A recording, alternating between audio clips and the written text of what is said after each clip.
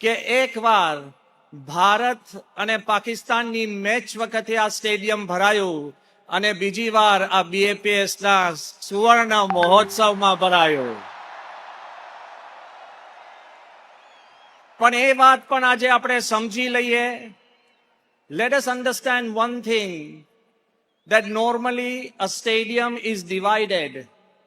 Stadium બે ભાગમાં વહેંચાયું હોય. આ સ્ટેડિયમની અંદર બે ટીમ રમતી હોય, એક જીતે અને એક હારે.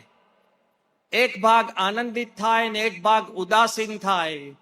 પણ આજે માહોલ જુદો છે. આપણે એક જ ટીમ છે, a team of oneness. આમાં કોઈ હાર જીત નથી. This is not a moment of competition, this is a moment of completion. અને this